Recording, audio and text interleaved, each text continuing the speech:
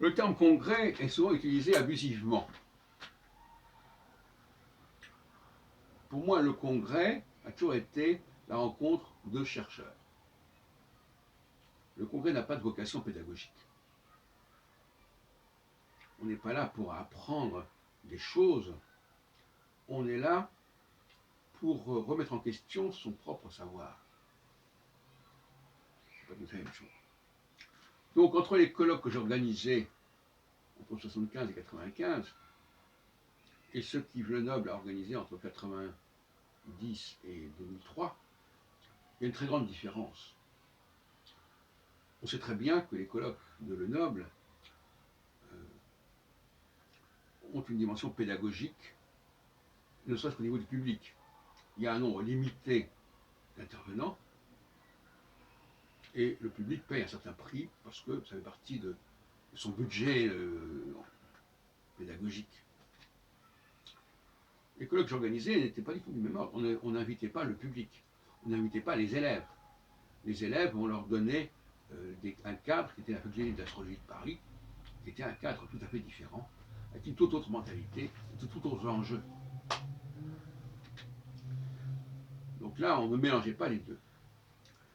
Alors, Yves Lenoble a fait une sorte de construction hybride qui n'était ni vraiment un colloque de chercheurs, ni vraiment un cours magistral. C'était entre les deux. C'était une sorte de Canada Dry, si on peut dire. Et il se présente comme étant l'organisateur des congrès astrologiques en France.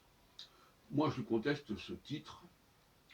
Je pense qu'il a organisé des séminaires, en quelque sorte, avec toujours les mêmes personnes, plus ou moins. Et il n'invitait pas au dialogue, au débat, au véritable débat, et il ne cherchait pas du tout à être exhaustif.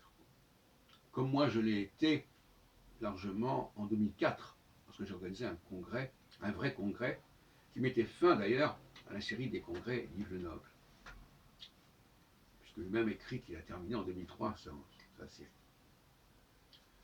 Et les gens, les astrologues voulaient se réunir et discuter entre eux, et pas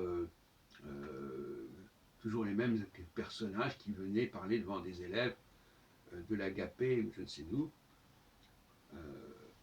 et ces élèves ne sont pas équipés pour écouter des vrais débats. C'est comme un élève, c'est un peu comme un client. Il vient parce qu'il a besoin de croire à quelque chose.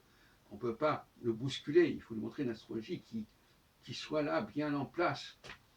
Et donc, pas tout le même niveau. Et je rappelle encore une fois que nous avons au mouvement astrologique séparé clairement l'activité enseignement, les professeurs, et l'activité colloque, recherche.